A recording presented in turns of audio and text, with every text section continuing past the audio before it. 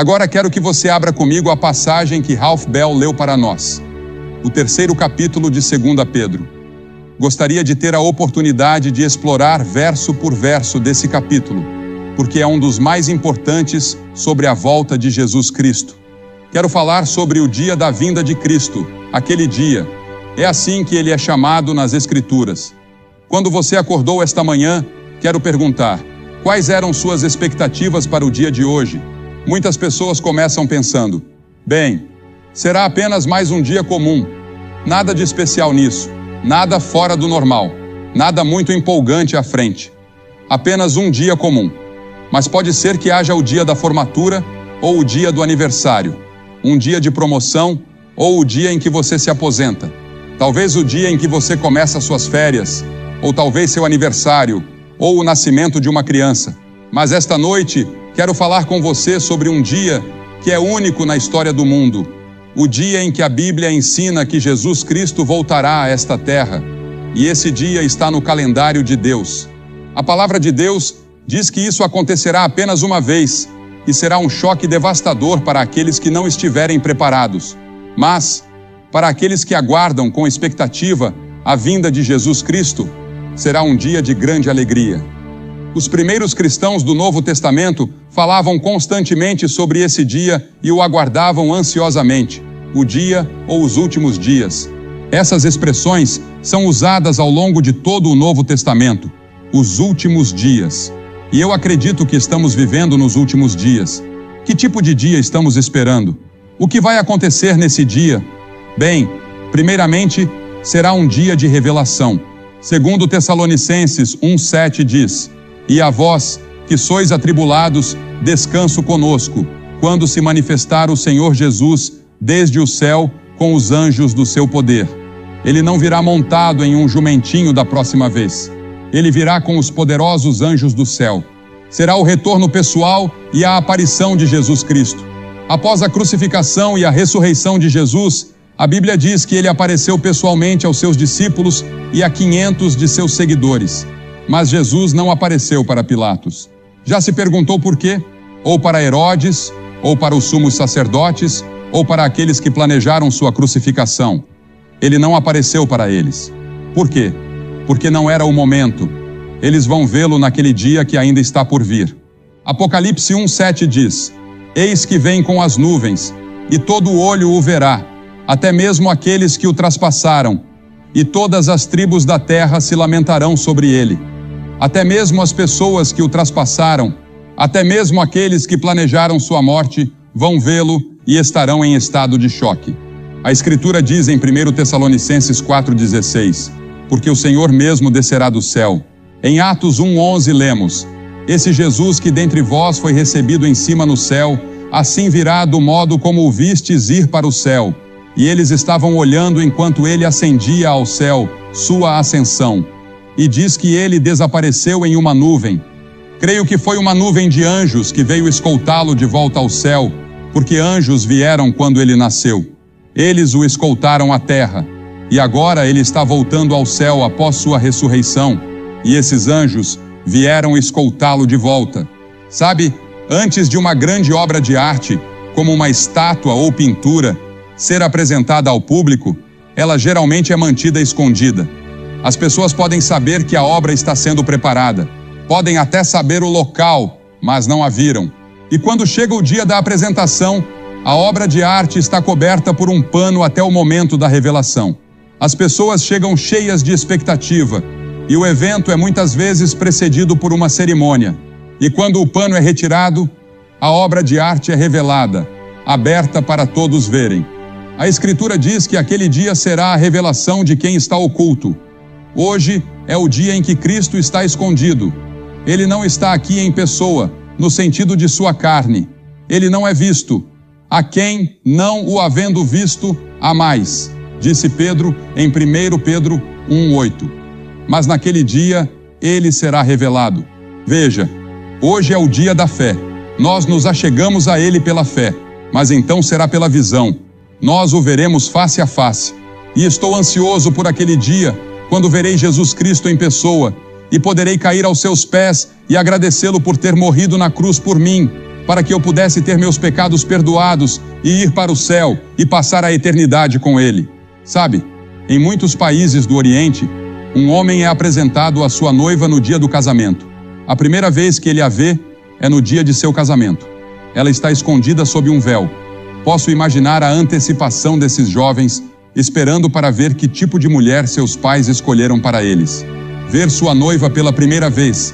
Nós amamos a Cristo, mas não o vimos. Ele está escondido além do véu. Desejamos vê-lo em pessoa. Agora vemos como por um vidro embaçado, mas então será face a face. A Escritura diz que o veremos com seus poderosos anjos. Que dia será aquele? Quando ele vier como um relâmpago do céu, como um trovão. E em segundo lugar, será um dia de condenação para os incrédulos. Será um momento de êxtase, alegria, emoção e glória. Mas, para aqueles que não o conhecem, será um dia de julgamento. Deus colocou dentro de nós um forte desejo de ver a justiça sendo feita no mundo. Nós vibramos quando os mocinhos vencem e os vilões perdem na televisão. Aplaudimos o sistema judicial quando ele faz justiça contra alguém que trouxe grande mal aos outros. Aplaudimos quando ele promove a justiça social em nossas comunidades. No entanto, muitas pessoas se recusam a acreditar que Deus um dia trará justiça a esta terra, mas Ele vai fazer isso, e será nos seus termos. Para cada um de nós, teremos que enfrentar o julgamento. Deus é perfeito em amor e em justiça. Deus é um Deus de amor. Não saia daqui deixando as pessoas pensarem que Deus não é um Deus de amor. A coisa que quero que você lembre mais de tudo nesta cruzada é que Deus te ama. Não importa quem você seja, o que você seja, sua origem étnica, quantos pecados você tenha cometido. Deus te ama e não há nada que você possa fazer para mudar isso. Deus vai continuar te amando até o túmulo. Ele te ama. Ele é um Deus de amor, mas também é um Deus de justiça. E Ele trará as pessoas de todo o mundo ao lugar do julgamento e fará justiça no mundo. Em 2 Tessalonicenses 1:8-9 diz: como labareda de fogo, para tomar vingança dos que não conhecem a Deus e dos que não obedecem ao Evangelho de nosso Senhor Jesus Cristo, os quais, por castigo, padecerão eterna perdição ante a face do Senhor e a glória do seu poder. Pense nisso. A versão da Revised Standard traduz esse verso como exclusão da presença de Deus. O que isso realmente significa é que aqueles de vocês que estão perdidos, aqueles que não conhecem a Cristo como seu Senhor e Salvador, você pode até ser membro de uma igreja e tudo mais, mas no fundo não tem certeza de como está diante de Deus, podem estar perdidos. Para todos vocês, terão um vislumbre de Cristo em sua glória. Vocês verão toda a glória, toda a emoção e a alegria do céu por um momento, e levarão essa memória por toda a eternidade, mas não poderão desfrutá-la. Vocês serão excluídos de sua presença, diz a Escritura. Lembro-me da primeira vez que ouvi isso de um estudioso de grego da Universidade de Cambridge. Recordo-me do impacto que isso causou em mim, quando ele disse que é isso que essa passagem significa. E comecei a pensar sobre ter um vislumbre de Jesus em toda a sua glória e em todo o seu poder. E eu deveria fazer parte disso no céu, mas perdi por causa da minha própria cobiça, do meu orgulho, do meu ego, ou porque não me rendi a Cristo na cruz. Esse dia também será um dia de salvação. Um dia de salvação. É nesse momento que chegamos à glorificação. Você já ouviu falar de salvação e santificação, mas isso é chamado de glorificação.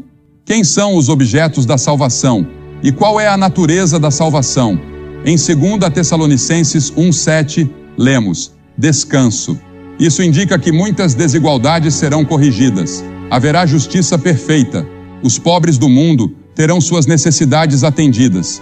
E muitos ricos se tornarão pobres. Você se lembra da história do homem rico e do pobre que Jesus contou? O pobre morreu e foi para o céu estar com Jesus. E o homem rico, que não tinha tempo para os pobres, morreu e foi para o inferno. Havia um grande abismo entre eles. E o homem rico clamou ao ver Abraão. Ele pediu: venha e traga só uma gota de água, apenas toque minha língua com água. E por favor, vá avisar meus irmãos para que não venham para este lugar. É terrível. Seja o que for o inferno, é a separação de Deus. O céu é descrito em termos que indicam que o mais importante lá não será nossa alegria. Eu vou pular e gritar se me deixarem. Vou aplaudir mais do que qualquer pessoa em Albany. Vou aplaudir o Senhor Jesus Cristo até que minhas mãos não aguentem mais. Vou ajoelhar até que meus joelhos sangrem em reverência, dando a Ele a glória, o louvor e a honra. Mas isso não será o maior destaque. O grande momento será que Jesus será revelado em tal beleza e glória, em nós e através de nós, seus santos, que todo o universo ficará maravilhado com o fato de Cristo ter feito algo tão extraordinário por meio de sua morte e ressurreição. Ele será capaz de pegar pecadores como você e eu, que se opõem a Deus, quebram suas leis e o desobedecem todos os dias, e nos transformar no que Ele planejou para o futuro. Vamos compartilhar com Ele o reinado e o governo. Ele será tão revelado em beleza e glória, em nós e através de nós, que todo o universo ficará em completa admiração. Veja, o trabalho de um artesão é revelado por sua obra. Sir Christopher Wren foi o projetista da Catedral de São Paulo em Londres. Lembro-me de quando fomos a Londres pela primeira vez, no ano seguinte à guerra. Cliff Barrows, sua esposa Billy, minha esposa e eu fomos para a Inglaterra e pregamos lá por 6 meses. A cidade estava quase toda em ruínas, mas você podia ver a Catedral de São Paulo erguendo-se em toda a sua glória. Ela tinha sofrido alguns danos, mas nada significativo. Sir Christopher Wren a havia projetado, e dentro da catedral há uma placa em sua memória que diz: se você procura o monumento de Sir Christopher Wren, olhe ao seu redor. Este é o seu monumento. O monumento da obra de nosso Senhor Jesus Cristo na terra, na cruz e na ressurreição, será você e eu, todos aqueles que conhecem a Cristo, o corpo de Cristo. Nós somos a obra de suas mãos. Quando o universo olhar para a igreja glorificada, ficará maravilhado com a sua beleza. Eles não vão pensar em você ou em mim, pensarão nele. Todos os nossos pensamentos estarão centrados nele. O universo não ficará impressionado conosco, mas com ele, que foi capaz de realizar tudo isso. Cristo será o centro do céu, e no inferno, onde quer que você olhe, você nunca o verá. Este é o dia que o Senhor fez. Regozijemo-nos e alegremo-nos nele, diz a Escritura. Haverá um dia em que Cristo voltará. Hoje, a data de sua vinda é um segredo. Segundo um artigo recente do New York Times, no ano passado, o governo dos Estados Unidos criou 6.800 mensagens e documentos classificados. Isso é um monte de segredos. E claro, todos sabemos que esses segredos acabam vazando. Mas Deus tem um segredo que não revelou a ninguém. E não devemos nem especular sobre isso. Este segredo é o dia e a hora da sua volta. Não sabemos. Antes de sua morte, Jesus levou seus discípulos a uma montanha e eles lhe perguntaram em particular: Senhor, quando você voltará? Quais serão os sinais da sua vinda? O que devemos observar pouco antes de seu retorno? Quais serão os indicadores da sua volta e do fim do mundo, de todo o sistema mundial como o conhecemos, que é dominado pelo mal? Jesus respondeu: quanto a esse dia e hora, ninguém sabe, nem os anjos no céu. Somente meu Pai sabe. Mas ele deixou claro para os discípulos que no tempo de sua segunda vinda haveria sinais que deveríamos observar. E quais são alguns desses sinais que ele mencionou? Primeiro, ele disse: haverá guerras e rumores de guerras. Não parece com as manchetes dos jornais o tempo todo? Guerras e rumores de guerras. Sim, tivemos momentos aparentemente pacíficos no mundo, e fico empolgado com isso. Mas mesmo com toda essa paz que parece estar surgindo, isso não significa que o mundo não seja perigoso. O The Economist, de Londres, publicou recentemente um editorial afirmando: o mundo ainda é um lugar perigoso. O fim da Guerra Fria e o relaxamento entre o Oriente e o Ocidente levaram alguns a acreditar que a paz é a ordem do dia, disse o The Economist. Não é. Nós nos livramos de uma grande fonte de tensão, mas o mundo ainda tem muitas outras menores. Nem o ódio, nem a intolerância, nem a agressão, nem mesmo o confronto de ideias desapareceram com as mudanças que ocorreram no último ano e neste ano. A paz está surgindo, mas também os conflitos. E então, a segunda coisa que ele disse foi: muitos virão em meu nome, dizendo, eu sou o Cristo. Fui informado de que, somente em Los Angeles, há mais de 400 pessoas que afirmam ser Cristo. Ele disse que surgirão falsos cristos e falsos profetas e realizarão grandes sinais e maravilhas. E muitas pessoas hoje ensinam que nós somos Deus. Tudo o que você precisa fazer é se conectar ao poder que está dentro de você, liberá-lo, e isso resolverá todos os problemas da vida.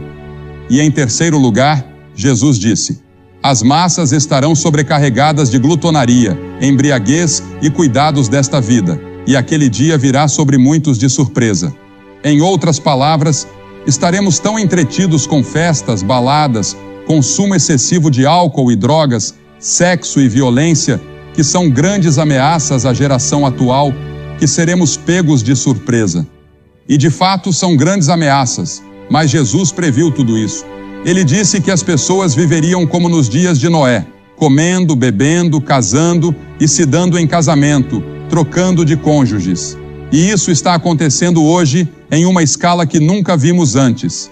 O crítico social e autor Tom Wolfe, comentando sobre os anos 1980, chamou aquela década de febre do dinheiro, na qual a ideia de imoralidade sexual quase desapareceu.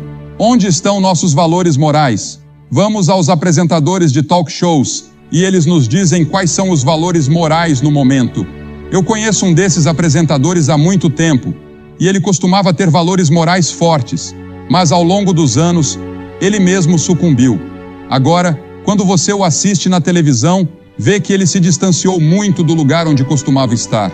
Jesus deixou claro que haveria riqueza desmedida, ganância e indulgência excessiva à medida que nos aproximássemos do fim dos tempos. Um colunista de jornal chamou o estilo de vida americano de uma existência babilônica. E em quarto lugar, Jesus disse que haveria fomes em muitos lugares e pestilências, não universais, mas em regiões específicas, ele disse. E grande parte da fome no mundo hoje é causada pelo homem, resultado de lutas políticas e guerras civis. Veja a fome em Monróvia, na Libéria, hoje à noite. 500 mil pessoas estão espremidas naquela cidade. Não há água, ela foi cortada há 10 dias. Não há comida, não há arroz e doenças estão se espalhando. O que vai acontecer? Isso está acontecendo em muitas partes do mundo. Está acontecendo em lugares na Índia. E parece que uma guerra entre Índia e Paquistão está muito próxima. Vemos todas essas coisas acontecendo agora, e são todas coisas que Jesus previu que aconteceriam pouco antes de sua volta. Os americanos gastam bilhões de dólares anualmente em programas de emagrecimento, enquanto o resto do mundo está apenas tentando conseguir comida suficiente para sobreviver. Ele também disse que a iniquidade se multiplicará, referindo-se às perversões sexuais. Sim, não vou entrar nesse assunto profundamente aqui esta noite, porque não temos tempo. Mas a taxa diária de crimes é assustadora. O número de jovens mulheres atacadas e estupradas hoje é 40% maior do que era há um ano. Algo está acontecendo. Parece que algum espírito maligno terrível foi libertado. E foi. É o diabo. Alguém me perguntou: o que há de errado com o mundo? Eu disse: o pecado está errado com o mundo, e o diabo está alimentando o fogo. Isso é o que está acontecendo. E nos perguntamos: nossos valores morais desapareceram completamente? Quase. Até mesmo os cristãos hoje estão confusos e nos tornamos cristãos mundanos, em vez de cristãos que leem a Bíblia, estudam as Escrituras e oram em seus lares. Em vez disso, sentamos na frente daquela pequena caixa, a televisão, e absorvemos nossos valores morais de lá. Ele também disse que haveria um aumento nos terremotos. São detectados cerca de 6.000 terremotos em todo o mundo a cada ano. A média de mortes por terremotos no século XX foi de 20.000 pessoas por ano. Em 1988, na Armênia, foram 25.000. No Irã, há algumas semanas, foram 50.000. Os terremotos estão aumentando. Em 2 Pedro ele diz: visto que tudo será destruído, que tipo de pessoas vocês devem ser? Agora temos o efeito do ozônio. Todo mundo está ficando preocupado com o meio ambiente. E deveriam estar, porque essa passagem das Escrituras ensina que a terra vai derreter, vai desaparecer, algo vai acontecer, alguma coisa climática vai acontecer, e parece-me que o que estamos lendo sobre o efeito do ozônio é o que Pedro está falando. Ele diz: visto que tudo será destruído e mudado dessa maneira, que tipo de pessoas vocês devem ser? Vocês devem viver vidas santas e piedosas, enquanto esperam ansiosamente pelo dia de Deus e apressam a sua vinda. O cristão não é alguém que desiste da vida. Pelo contrário, acreditar que Cristo voltará nos dá confiança e coragem para vivermos como devemos hoje. Saber que Cristo está voltando me faz querer trabalhar ainda mais. Quero alimentar mais pessoas. Quero pregar para mais pessoas. Quero ajudar mais pessoas que estão famintas e sem teto. Isso nos encoraja. É um incentivo para sairmos na sociedade e fazermos o melhor que podemos. Sabemos que o mundo inteiro não será salvo, mas no meio do mundo haverá pessoas que serão salvas, porque esperamos um novo céu e uma nova terra, como Deus prometeu. E vivemos corajosamente para Ele no contexto de nossas vidas hoje. A Bíblia diz que haverá um dia em que Deus sacudirá os céus e a terra. Será um dia de salvação para aqueles que conhecem a Cristo. Será um dia de julgamento para aqueles que não o conhecem. Você está preparado? As Escrituras dizem: prepara-te para te encontrares com o teu Deus. Você está preparado? Você pode dizer: bem, o que devo fazer para me preparar? Sim, você vai à igreja de vez em quando. Você foi batizado. Talvez tome a ceia. Talvez tenha feito seus votos na igreja. Mas lá no fundo, você não tem certeza de como está a sua situação. E você quer ter certeza antes de sair daqui. Esta cruzada terminará em alguns minutos, pelo menos esta fase dela, porque ela continuará nas igrejas e em todo o grande trabalho de acompanhamento que está sendo planejado. Mas você precisa se comprometer com Cristo hoje. Hoje é o dia da salvação. Agora é o tempo aceitável. A Escritura ensina que você pode endurecer seu coração. Deus está te dando mais um momento, mais uma chance para dizer sim a Ele. Vou pedir que você faça algo que vimos nas últimas 2 noites. Mais de 2.000 pessoas já fizeram isso. Vou pedir que você se levante do seu lugar e venha até aqui, à frente desta plataforma, dizendo ao vir: eu entrego meu coração a Cristo. Quero ter certeza. Quero ter a certeza de que sou salvo, de que vou para o céu, de que estarei preparado para encontrar Cristo quando Ele voltar. Você pode perguntar: por que você me pede para vir à frente? Porque toda pessoa que Jesus chamou no Novo Testamento, Ele chamou publicamente. Ele disse: se você não estiver disposto a me reconhecer diante dos homens, eu não o reconhecerei diante do meu Pai, que está nos céus. Há algo em fazer esse compromisso público que Ele ordenou que fizéssemos, e vou pedir que você faça isso agora. Centenas de vocês, a quem Deus está falando, venham.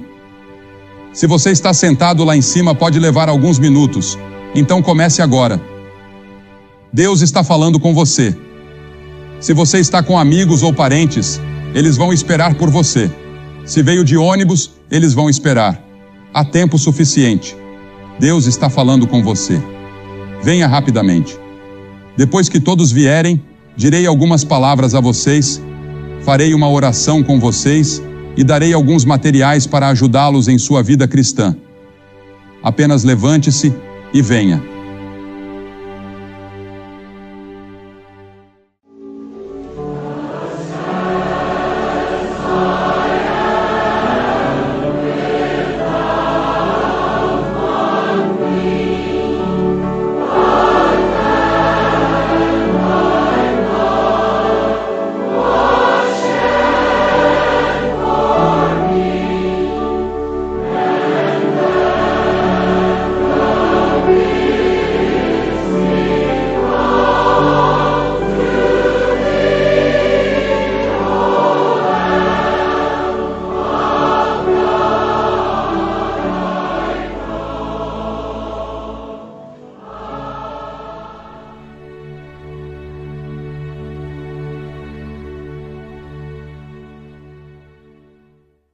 E para você que está assistindo pela televisão, pode ver que centenas de pessoas estão vindo aqui na Knickerbocker Arena, em Albany, Nova York, que cena maravilhosa é essa? E Ralph Bell, que tem pregado noite após noite antes de eu chegar, viu centenas de pessoas virem a Cristo enquanto pregava também. Tem havido uma grande fome espiritual aqui e um grande mover do Espírito de Deus. E estou pedindo que você receba Cristo no seu coração, onde quer que esteja. Seja na sua casa, talvez em um clube noturno ou em um quarto de hotel. Você pode dizer sim a Cristo. Que Deus o abençoe e o ajude a tomar essa decisão hoje à noite. E não se esqueça, vá à igreja no próximo domingo.